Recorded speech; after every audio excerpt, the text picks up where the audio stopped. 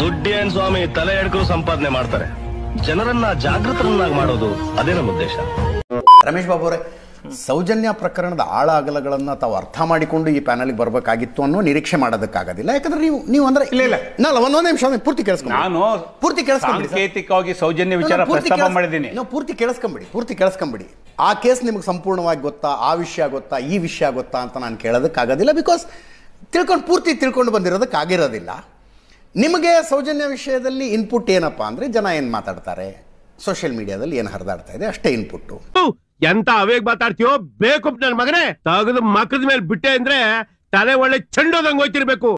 ಆದರೆ ಸೌಜನ್ಯ ವಿಷಯದಲ್ಲಿ ಧರ್ಮಸ್ಥಳದ ದೇವಸ್ಥಾನವನ್ನಾಗಲಿ ಆ ಕುಟುಂಬವನ್ನಾಗಲಿ ಡೈರೆಕ್ಟಾಗಿ ಇಂಪ್ಲಿಕೇಟ್ ಮಾಡುವಂಥ ಯಾವುದನ್ನೂ ಕೊಡೋದಕ್ಕಾಗಲಿಲ್ಲ ಹೋರಾಟಗಾರರಿಗೆ. ಇದು ಸೋಷಿಯಲ್ ಮೀಡಿಯಾದಲ್ಲಿ ನಡೀತಾ ಇರೋ ಹೋರಾಟ ಅನ್ನೋದನ್ನು ಒಪ್ಕೊಳ್ಬೇಕಾಗತ್ತೆ. ಯಾಕಂದರೆ ನ್ಯಾಯಾಲಯ ಮಲ್ಟಿಪಲ್ ಟೈಮ್ಸ್ ಅವಕಾಶ ಕೊಡ್ತು, ಏನಿದೆ ಹೇಳಿ ನಿಮ್ಮ ಹತ್ರ, ಅಡಿಷ್ನಲ್ ಇನ್ಫಾರ್ಮೇಷನ್ ಏನೇ ಇದ್ರೂ ಬನ್ನಿ ಅಂತ.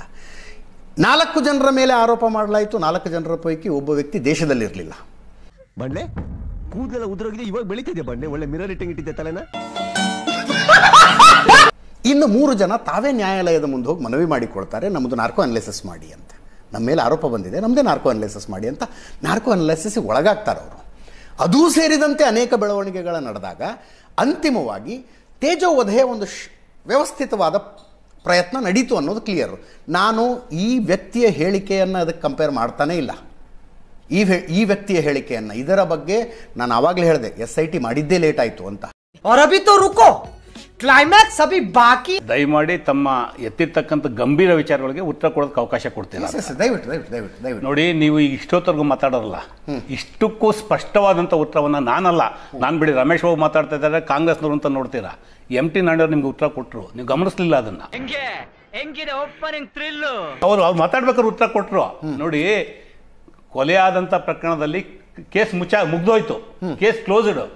ಹಲವಾರು ವರ್ಷ ಆದ್ಮೇಲೆ ಕೊಲೆ ಆದವರು ಕೋರ್ಟ್ ಮುಂದೆ ಬಂದು ನಿಂತ್ಕೊಂಡ್ರು ಅಂತ ಹೇಳಿ, that is the system in our judiciary. ನಾನು ಹೇಳ್ತಾ ಇರ್ತಕ್ಕಂಥದ್ದು, ತಾವೇನು ಕನ್ಕ್ಲೂಷನ್ಗೆ ಬಂದಿದ್ದೀರಾ, ಎನಿ ಮೂಮೆಂಟ್. ಈಗ CBIನವರು ರಿಪೋರ್ಟ್ ಹಾಕಿದ್ದಾರೆ, ಯಾರೋ ಒಬ್ಬನ ಆರೋಪಿ ಮಾಡಿದ್ರು, ಅವ್ದಿಲ್ಲ ಅಂತ ಆಯ್ತು, ಅಕ್ವಿಟ್ ಆಯ್ತು, ಅದೆಲ್ಲ ಆಯ್ತು. ಅಟ್ ದ ಸೇಮ್ ಟೈಮ್ ಸಂದರ್ಭಗಳು ಯಾವ ರೀತಿ ಬೇಕಾದ್ರೂ ಓಪನ್ ಆಗ್ಬೋದು.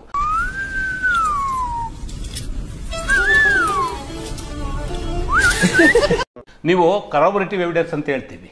ಇವತ್ತಿಗೆ ಅದೇ ನಡೀತಾ ಇರ್ತಕ್ಕಂಥದ್ದು. ಈಗ ಬಂದಿರತಕ್ಕಂಥ ದೂರ ಇದೆಯಲ್ಲ, ನಾನು ಯಾರೋ ತೇಜೋವಧೆ ಮಾಡೋದು ಇಂಥವ್ರು ಅಪರಾಧಿಗಳು ಅಂತ ನಾನು ಹೇಳ್ತಾ ಇಲ್ಲ. ಪ್ರಕರಣಗಳು ಯಾವ ರೀತಿ ಡಿವೇಟ್ ಆಗ್ತವೆ, ತನಿಖೆಗಳು ಯಾವ ರೀತಿ ಓಪನ್ ಆಗ್ತವೆ ಅಂತೇಳಿ ಕರ್ನಾಟಕದಲ್ಲೇ ಒಂದು ಪ್ರಕರಣದಲ್ಲಿ ಇತ್ತೀಚೆಗೆ ಯಾರ್ದೋ ಅವನು ಮರ್ಡರ್ ಕೇಸಲ್ಲಿ ಅಕ್ವಿಟ್ ಮಾಡಿ ಅವನು ಜೈಲಲ್ಲಿದ್ದ, ಅವನು ಅಲ್ವೇ ಅಲ್ಲ ಅಂತೇಳಿ ಯಾರೋ ಬಂದು ಹೇಳಿದ್ರು. ಆಮೇಲೆ ಅವ್ರನ್ನೀಗ ಆಚೆ ಬಿಟ್ಟರು. ಅವ್ರೀಗ ನಷ್ಟ ಪರಿಹಾರಕ್ಕೆ ಕೇಸ್ ಹಾಕೊಂಡಿದ್ದಾರೆ. ಅದು ಒಂದು ಕಡೆ. ಅಂದರೆ ನ್ಯಾಯಾಲಯಗಳಲ್ಲೂ ಸಹ ಎಲ್ಲೋ ಒಂದು ಸಲ ದಾರಿದ್ರ್ಯಪ್ರತ ಕೆಲಸ ಆದಾಗ ಯಾರು ಅನ್ಯಾಯಕ್ಕೆ ಒಳಗಾಗಿರ್ತಾರೆ ಅವ್ರಿಗೆ ನ್ಯಾಯ ಸಿಗಲ್ಲ. ಇಲ್ಲ ಯಾರೋ ಒಬ್ಬರು ತೇಜೋವಧೆ ಪ್ರಶ್ನೆ ಅಲ್ಲ, ಆಗುತ್ತೆ, ತೇಜೋವಧೆ ಆಗಿರ್ಬೋದು, ಇಲ್ಲ ಅಂತ ನಾನು ಹೇಳೋದಿಲ್ಲ. ಆದರೆ ಅದೇ ಸಂದರ್ಭದಲ್ಲಿ ಯಾರು ತುಳಿತಕ್ಕೆ ಒಳಗಾಗಿರ್ತಾರೆ, ಯಾರು ದೌರ್ಜನ್ಯಕ್ಕೆ ಒಳಗಾಗಿರ್ತಾರೆ, ಯಾರು ನಷ್ಟಕ್ಕೆ ಒಳಗಾಗಿರ್ತಾರೆ, ಪ್ರಾಣಹಾನಿ ಮಾನಹಾನಿ ಆಗಿರ್ತಕ್ಕಂಥವ್ರಿಗೆ ಅವ್ರಿಗೂ ನ್ಯಾಯ ಸಿಗ್ಬೇಕಲ್ಲ. ಅದೇನ್ ಮಾತಂತ ಹೇಳಿದ್ರಿ ಸರ್ ನೀವು, ರಿಯಲಿ ಅದು ನಿಧಾನ ಆಗ್ಬೋದು. ಈಗ ನೋಡಿ, ಇವತ್ತು ಇಷ್ಟು ಹೋರಾಟದ ಫಲ ಇವತ್ತೇನೋ ಒಂದು ತನಿಖೆಗೆ ಬಂದಿದೆ. ಇವತ್ತು SIT ತನಿಖೆ ಸರ್ಕಾರ ತೀರ್ಮಾನ ಅಲ್ಲ ಅದು. ಇವತ್ತೇನಿಲ್ಲ, ವಿಚಾರವಾದಿಗಳಿದ್ದಾರೆ, ನ್ಯಾಯವಾದಿಗಳಿದ್ದಾರೆ, ಮತ್ತೆ ವಿಜುವಲ್ ಬೌಲರ್ಸ್ ಇದ್ದಾರೆ. ಇವ್ರು ಕೊಟ್ಟಂಥದ್ದು ಇವೆಲ್ಲ ಆರೋಪ ಮೇಲೆ ಬಂದಿರ್ತಕ್ಕಂಥದ್ದು.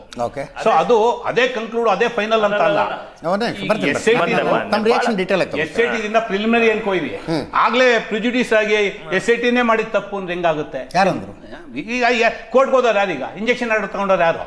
ನಮ್ಮ ವಿರುದ್ಧ ಮಾತಾಡ್ಕೊಡ್ದು ಅಂತೇಳಿ 383 ಜನದ ಮೇಲೆ ಯಾರು ಇವತ್ತು ಇಂಜೆಕ್ಷನ್ ಆರ್ಡರ್ ತಂದಿರೋದು? ನಿಮ್ಗೆ ಯಾಕೆ ಗಿಲ್ಟು? ತನಿಖೆ ಆಗಿರ್ತಕ್ಕಂಥದ್ದು ಇಡೀ ರಾಜ್ಯದ್ದು. ನೀವು ಇಡೀ ರಾಜ್ಯದ ತನಿಖೆಗೆ ಒಳಗಾದಾಗ ನಮ್ಮ ಮೇಲೇನು ಮಾನಹಾನಿ ಹಾಕೊಡ್ದು ಅಂತೇಳಿ ನೀವು ಹೋಗಿ ಇಂಜೆಕ್ಷನ್ ತಗೊಂಡಿದ್ದೀರಾ ಅಂದರೆ ಇದು ಗಿಲ್ಟ್ ನಿಮ್ಮದು. ತನಿಖೆ ಆಗಬೇಕಾದ್ರೆ ಆರೋಪ ನಾನು ತಪ್ಪಿತಸ್ಥ ಅಲ್ಲ ಅಂದರೆ ಪ್ರಾಮಾಣಿಕವಾದಂಥ ತನಿಖೆಗೆ ಸಹಕಾರವನ್ನು ಕೊಡಬೇಕು. ಸೌಜನ್ಯ ಪ್ರಕರಣದಲ್ಲಿ ತಪ್ಪಾಗಿರ್ಬೋದು, ಆಗದಲ್ಲೇ ಇರ್ಬೋದು, ತೀರ್ಮಾನ ಮಾಡೋದು ಯಾರು? ನೀವು ಹೇಳೋದು ಈಗಾಗಲೇ ಲ್ಯಾಪ್ಸ್ ಆಗಿದೆ. ಕೋರ್ಟ್ಗಳಲ್ಲಿ ಹಲವಾರು ತೀರ್ಮಾನ ಬಂದಿದೆ, ಹಲವಾರು ಜಜ್ಮೆಂಟ್ಗಳು ಬಂದಿದೆ, ಅಕ್ವಿಟ್ ಅಂತ ಆಗಿದೆ. ಯಾರೋ ನನ್ನ ಇದಕ್ಕೆ ಒಳಪಡಿಸಿ ಅಂತ ಅಂದ್ಬಿಟ್ಟು ಕೇಳಿದ್ದಾರೆ ತನಿಖೆಗೆ, ಎಲ್ಲ correct. At the same time ಎಲ್ಲ ಸಾಧ್ಯತೆಗಳನ್ನು ತಳ್ಳಾಕೋದಕ್ಕೂ ಸಾಧ್ಯ ಇಲ್ಲ.